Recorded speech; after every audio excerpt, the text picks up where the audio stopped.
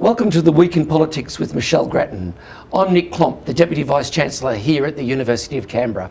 Good morning, Michelle. Hi, Nick. Liberal MP Julia Banks announced on Wednesday that she would not recontest her marginal seat at the next election, citing bullying and intimidation. What does this reveal about Liberal Party culture generally, and more specifically the problems for women MPs? I think it's blown the whistle on the rather negative culture, very negative culture that we've seen in recent times, and particularly came to the fore during the leadership battle. It's not only Julia Banks, Linda Reynolds, a Western Australian Liberal senator, actually made a speech in the Senate last week saying she'd been shocked by the bullying and intimidation. And it extends beyond the women. She was obviously referring generally to it, but it's also highlighted the wider problem that we hear of from time to time of the Liberals having a woman problem. They don't have enough women MPs, they're having trouble getting people coming up through the party to be candidates. They tend to put them into marginal seats, so they get in one election and quickly lose that seat. And so it has pointed to the fact that the Liberals have important cultural problems to confront and that they really need to do this quite soon. On another matter, Peter Dutton not only failed to wrest the top job from Malcolm Turnbull, with Scott Morrison, of course, our new Prime Minister, he has also been facing questions about his ministerial intervention in granting visas for a number of au pairs. Leaked emails show that he did this contrary to the advice of his department. How damaging are these revelations? I think they are damaging. Now, we should stress that he does have ministerial discretion, so it wasn't as though he was acting against the law or anything like that.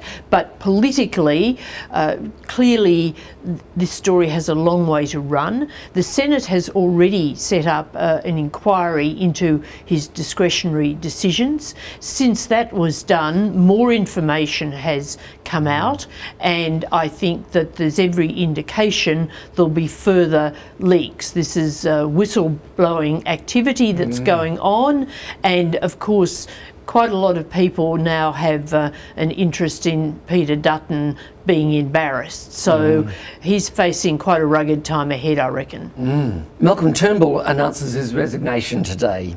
Already Liberal candidates are lining up for a pre-selection battle in his Sydney seat of Wentworth. It has a good margin, but could the loss of Malcolm Turnbull himself make the result less certain? It could if there's a high-profile independent candidate. Kerryn Phillips, for example, who was very active in the gay marriage issue and is a former president of the Australian Medical Association, high-profile doctor in the area, has been talked about. So someone like that could really give it a shake. It's hard to see the seat not being won by the Liberals, but if their margin was really, really cut back, then that would be a bad start to the Morrison leadership electorally, even though he would say, oh well, Malcolm Turnbull had a very strong personal vote there, and that's true. Malcolm Turnbull has built the vote in that seat, but it will be an important by-election, and we saw with Super Saturday how by-elections can be very critical to the setting of the political atmosphere. So there'll be a lot of eyes on Wentworth in the coming weeks. And of course there's another wrinkle. The Liberals are now down one in their numbers in the Parliament. The government does not have its one-seat majority.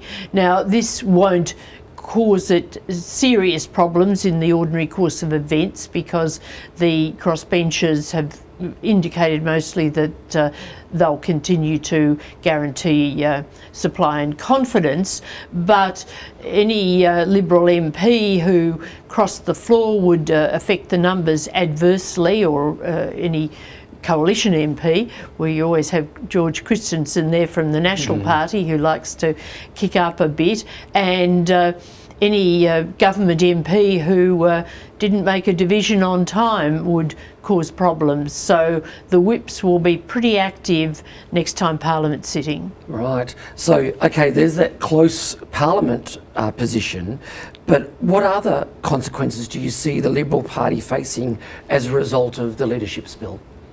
There's a lot of resentment going around. There's the problem of the bullying allegations that we spoke about. There's also a lot of policy to be settled. The energy policy, which of course was a trigger for what happened, is still unclear in its detail and application. The new Minister, Angus Taylor, outlined it in his view of it in a speech this week, but actually getting the policy into place and seeing where the government is going to go on the details of emissions policy, which is now under the Environment Minister, not a combined portfolio as before, but a separate minister.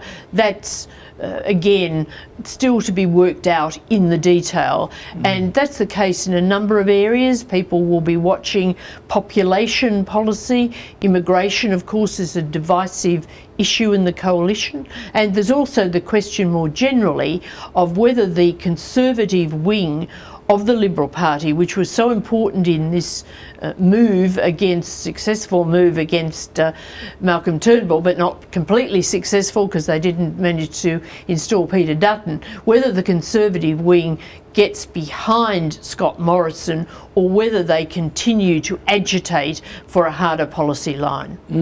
With all that in play, Michelle, do you think that it's likely that the federal election will be as late as possible? You don't expect it this year now, do you? Perhaps closer to May? Not at all this year, but I think that it will be at the same time as Malcolm Turnbull intended it to be, and that is in May. Now, things can change, but certainly I think next year, and most likely May.